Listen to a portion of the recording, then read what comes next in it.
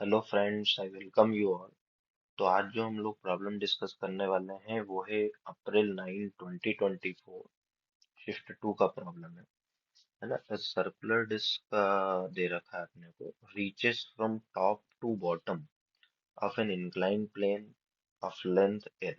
Okay, when it slips down the plane, if it takes t second, and when it is rolled down the plane, then it takes alpha by 2 to the power 1 by 2 t second, where alpha is, अपने को बताना है alpha का value कितना होगा। तो दे दो case है यहाँ पर। एक केस है ऐसा अपने पास में, मान लीजिए सेम इंक्लाइन प्लेन, तो सेम इंक्लिनेशन यहाँ पर मानिए अपन लोगों ने डिस्क, और स्लाइड कर रहा है ये अपना, मान लीजिए केस है जिसमें ये क्या कर रहा है, स्लाइड।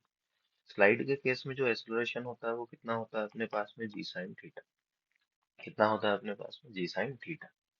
अच्छा, दूसरा केस जो है उसमें अपन लोग बोले हैं तो ये क्या कर रहा है, एंगल बना रहा है थीटा, और ये कर रहा है, अभी क्या कर रहा है, रोल। क्या कर रहा है अपने पास में, रोल, है ना। अगर रोल कर रहा है तो इसका जो एक्सेलरेशन होगा उसकी वैल्यू क्या होगी अपने पास में, अलग। अगर ये रोल कर रहा है तो इसका एक्सेलरेशन होता है अपने पास में जी साइन थीटा, अपॉन में होता है 1 + x। कितना होता है, 1 + x। ठीक है ना। अगर यहाँ पर दो केस बन रहे हैं अपने पास में, अच्छा ये x क्या होता है, जैसे कि मान लीजिए ये x होता है, जैसे मैं मोमेंट ऑफ इनर्शिया लिखूं, तो आमतौर पर मोमेंट ऑफ इनर्शिया का फार्मूला आपने कोई भी गोलाकार या कोई सर्कुलर सिलेंड्रिकल स्फीयर देखा होगा तो mr² तो आता ही आता है। तो mr² में देखेंगे तो इसमें क्या है, कुछ ना कुछ मल्टीप्लीकेशन में होता है कि नहीं होता है। तो मैं इस जो मल्टीप्लाइड में होता है, जो कोएफिशिएंट होता है, उसको क्या बोल रहा हूँ, x बोल रहा हूँ। क्या बोल रहा हूँ। अच्छा, तो यहाँ पर मोमेंट ऑफ इनर्शिया अपने को किसका लिखना है, डिस्क का। तो बोल डिस्क के लिए कितना होता है अपने पास में, क्या, mr²/2। तो जो x का वैल्यू होगा वो कितना हो जाएगा अपने पास में, 1/2। ठीक है ना। अब आते हैं कि ये कितनी लेंथ ले रहा है भाई, एल लेंथ, एल डिस्टेंस चल रहा है। इनिशियल वेलोसिटी तो दोनों केस में क्या है अपने पास में, जीरो। अब केस वन में निकालते, मान लीजिए ये केस वन है ना, और ये क्या है अपने पास में, केस टू है।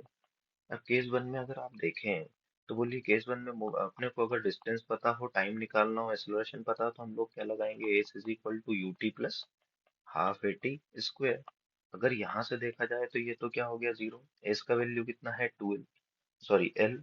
ये कितना हो जाएगा, 1/2। एक्सेलरेशन कितना है अपने पास में, जी साइन थीटा, इंटू कितना हो जाएगा अपने पास में, टी स्क्वेयर। तो यहाँ से टी स्क्वेयर का वैल्यू, जो टी सेकंड ही लग रहा है ना इसमें, टी स्क्वेयर का वैल्यू कितना हो गया अपने पास में, 2l, अपॉन में कितना हो जाएगा, जी साइन थीटा। कितना हो जाएगा अपने पास में, 2l इंटू कितना हो जाएगा, जी साइन थीटा। अब आते हैं केस टू पे। किस पे आते हैं अपन लोग, केस टू में, है ना, जहाँ पर रोलिंग हो रहा है। रोलिंग हो रहा है तो उस केस में देखिए, अभी यहाँ पर फार्मूला तो वही लगेगा, एस इज इक्वल टू कितना, यू टी प्लस कितना हो जाएगा, हाफ ए टी स्क्वायर। अब यहाँ पर वही अगेन, इनिशियल वेलोसिटी कितना है अपने पास में, जीरो, और मान लो समय जो लग रहा है वो कितना लग रहा है अपने पास में, टी डेस। कितना समय लग रहा है, टी डेस। यहाँ से एस का वैल्यू रखेंगे तो कितना है, एल, 1/2 इंटू ए का वैल्यू कितना होगा अपने पास में, जी साइन थीटा, अपॉन में कितना हो जाएगा, 1 + x। एक्स का मतलब कितना हो गया, यहाँ पर देखा अपन ने डिस्क के लिए एक्स का वैल्यू कितना है, 1/2 इंटू कितना हो जाएगा, टी डेस का स्क्वायर। ठीक है ना। तो इसको सिंप्लीफाई करेंगे तो ये कितना आएगा, 1 + 1/2 दैट इज 3/2। तो टू कहाँ चला जाएगा, ऊपर। तो ये एल इज इक्वल टू आया 1/2 इंटू कितना हो जाएगा अपने पास में, 2/3 जी साइन थीटा, इंटू कितना हो जाएगा अपने पास में, टी डेस का, इंटू कितना है अपने पास में, टी डेस का स्क्वायर, है ना। यहाँ से अगर देखें, अब सिंप्लीफाई करें तो तीन इधर चला जाएगा, टू नीचे आ जाएगा, है ना। ये इधर गया तो ये कितना हो गया अपने पास में, 2l, अपॉन में जी साइन थीटा तो है ही। इसके मल्टीप्लीकेशन में क्या 3/2 एक्स्ट्रा आ गया कि नहीं आ गया, इज इक्वल टू कितना आ जाएगा अपने पास में, टी डेस का स्क्वायर।